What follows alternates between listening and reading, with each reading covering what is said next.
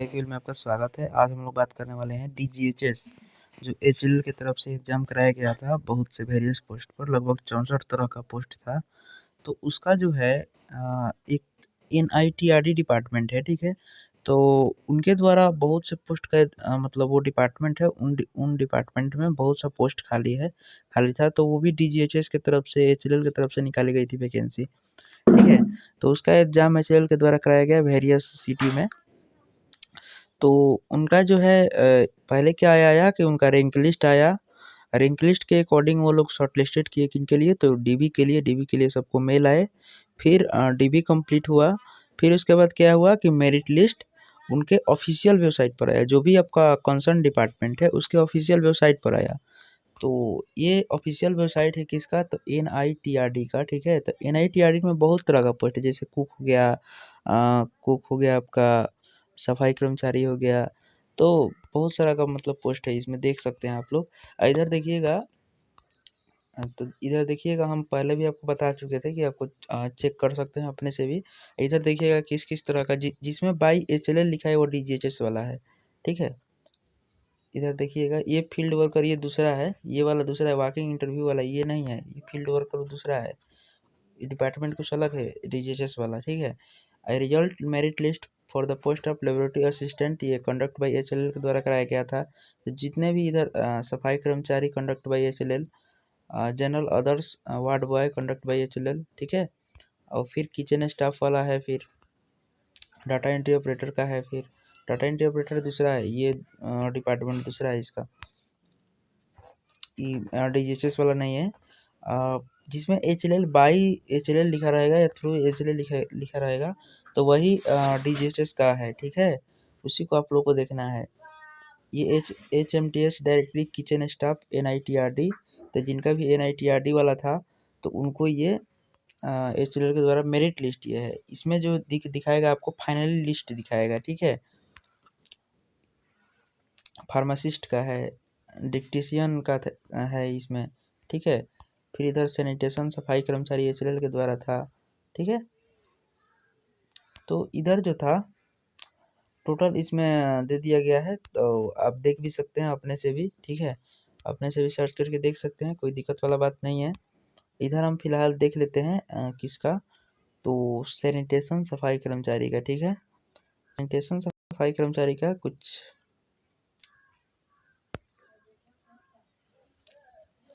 तो इसमें आप लोग को बताना था, कुछ कुछ कैंडिडेट का कमेंट्स आ रहे हैं कि मतलब किसी डिपार्टमेंट में, जैसे यही डिपार्टमेंट नहीं, बहुत सारा डिपार्टमेंट हो सकता है, इसके लिए कोई दिक्कत वाला बात नहीं है। इसमें जैसे टोटल पोस्ट पहले दिया गया था 29, तो पहले भी इसमें 29 था, ठीक है।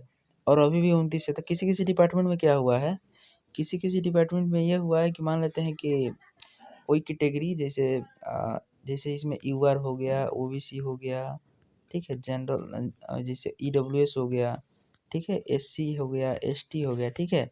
तो इनका मान लेते हैं किसी किसी कैटेगरी में, इसमें कोई कैटेगरी में 2 सीट है, एसटी में कोई कैटेगरी में 3 सीट है।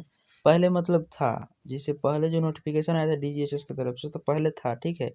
ओबीसी में जैसे 10 सीट है, बीसी में 9 सीट है, ईडब्ल्यूएस में 8 सीट है। तो इसमें से कोई कोई ऐसा आप लोग कमेंट करके बताइएगा, किसी डिपार्टमेंट में ऐसा है कि आपका डीबी हो जाने के बाद क्या हुआ कि बाद में क्या हुआ कि वैकेंसी को रिड्यूस कर दिया गया, मतलब ऐसा हुआ है तो आप लोग कमेंट करके बताइए किसी भी डिपार्टमेंट में, ठीक है। आपका मेरिट लिस्ट अगर इसमें एनआईटीआरडी की तरफ से ही आया है, तो आप लोग अगर चेक कर लिए होंगे या आपको इन्फॉर्म कर दिया गया होगा, आप अगर आपका मेरिट लिस्ट कंप्लीट हो गया होगा तो मेल के थ्रू। तो अगर किसी किसी डिपार्टमेंट में अगर कम हुआ है तो कमेंट करके बताइए, ताकि और भी लोग पूछ रहे थे कि मतलब अगर ऐसा हुआ है तो मतलब वो जाकर अपना पूछ भी सकते हैं, कोई दिक्कत वाला बात नहीं है। बहुत से लोग कमेंट भी कर रहे हैं, पर्सनल मैसेज भी कर रहे हैं कि सर थोड़ा सा वीडियो बना दीजिए, ताकि और भी लोग कमेंट करें अगर ऐसा हुआ हो तो किसी किसी डिपार्टमेंट में अगर कम हुआ हो तो कमेंट करके बताइए, तबे और भी लोग, आपका साथी लोग को पता चलेगा कि हाँ, नहीं तो फालतू में कन्फ्यूजन लेने से अच्छा है कि अच्छा रहेगा कमेंट करके बता दीजिएगा। तो अगर ये सच बात है तो कमेंट करके बताइए। देखिए एक और बात, नोटिफिकेशन में जो होता है, क्या होता है, नोटिफिकेशन में साफ साफ लिखा जाता है कि वैकेंसी मतलब फाइनली होने से पहले क्या होता है, नोटिफिकेशन आप लोग अच्छा से रीड कीजिएगा, तो उसमें लिखा रहता है कि फाइनली जो प्रोसेस होता है उससे पहले आपका जो वैकेंसी है घट या बढ़ सकता है, ठीक है, नोटिफिकेशन में मेंशन रहता है। तो इसके लिए आप मतलब हमें नहीं लगता है कि आप मतलब कुछ कर सकते हैं, ठीक है, क्योंकि वो नोटिफिकेशन में स्पष्ट लिखा रहता है। फिर भी अगर आपका है, आप कुछ देख सकते हैं, ठीक है ना। और यहाँ पे तो हमको नहीं लगता है, इसमें देखिएगा पहले भी जितना कैटेगरी में था वैकेंसी, इधर NITRD जो सफाई कर्मचारी वाला था, टोटल वैकेंसी 29 था। तो एडवर्टाइजमेंट HLL यूआर में 13 सीट था, SC में 10 सीट था, ST में 2 सीट था, OBC में 2 सीट था, ठीक है। तो इधर पहले भी कम था। तो ऐसा इसमें ये था कि however as per institute reservation roster correct distribution, ठीक है, ये मतलब एडवर्टीजमेंट में था ये। फिर से क्या हुआ कि करेक्ट करके इसको क्या किया गया, करेक्ट डिस्ट्रीब्यूशन यूआर में 13 किया गया, ठीक है, OBC में 10 किया गया, SC में 2 किया गया और ST में 2 किया गया, ठीक है। तो अब ये देखिए, मान लेते हैं कि इधर ऐसा आप कभी नहीं, इसको कोरिजेंडम कर दिया गया, ठीक है।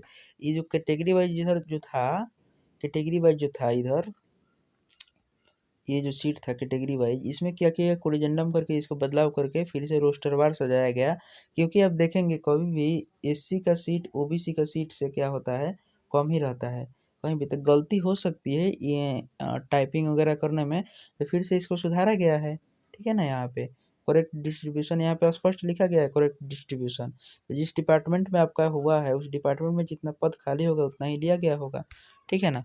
यहाँ पे स्पष्ट लिखा गया है कि it may be noted as per reservation rule SC ST OBC EWS candidate who are selected on the relaxed standard of age limit etc shall be considered against the respective reserved vacancy only, ठीक है। मान लेते हैं कि अगर आपका as नहीं है, जैसे SC ST OBC EWS, अगर आपका एज मतलब ज़्यादा है, तो जिनका भी एज ज़्यादा होगा तो फिर तो वो यूआर में काउंट थोड़े होंगे, उनका तो यूआर में काउंट होना मतलब मुश्किल है।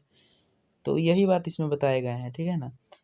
In other words, SC ST OBC EWS candidate who are selected on the same standard as apply to general candidate, मतलब अगर मान लेते हैं कि जिनका अगर जनरल का कट ऑफ अगर क्लियर है, उनका एज भी मतलब जनरल से नीचे है, तो उनको मतलब जनरल में काउंट किया जाएगा, ठीक है ना। नहीं तो आप कैटेगरी में ही रहिए, अगर आपका एज नहीं पूरा होता है तो फिर आपको कैटेगरी में ही रहना पड़ेगा। और इधर क्या दिया गया है, जिनका भी मेरिट लिस्ट तैयार हुआ है, ऑन रिजर्व कैटेगरी से जिनका भी मेरिट लिस्ट तैयार हुआ है, उनका सब सब लोगों का इधर यहाँ पे दे दिया गया है। फिर वेटिंग लिस्ट में, इसमें सबसे अच्छी बात है इस डिपार्टमेंट का कि इसमें वेटिंग लिस्ट भी रखा गया है, 10 लड़कों का इसमें वेटिंग लिस्ट रखा गया है, ठीक है। और 13 सीट था यूआर में, 13 लोगों का इधर यूआर से सिलेक्ट कर लिया गया है।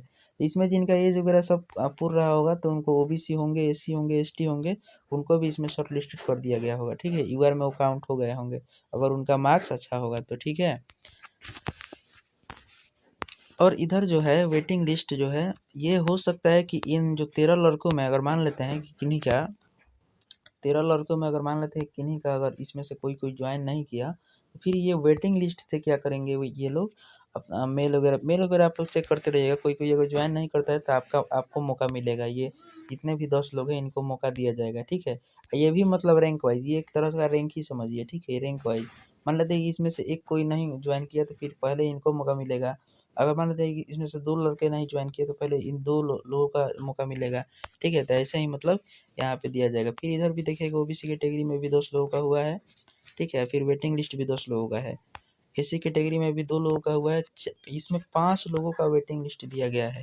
तब देखिए इसमें 5 लोगों का कैटेगरी वाइज इसलिए वेटिंग लिस्ट दिया गया है, हम बता रहे हैं, ठीक है ना। इधर वेटिंग लिस्ट इसलिए दिया गया है कि ये तो 2 लोगों का हो गया, तो अगर इसमें से एक लड़के नहीं करते हैं तो फिर इनको मौका मिलेगा।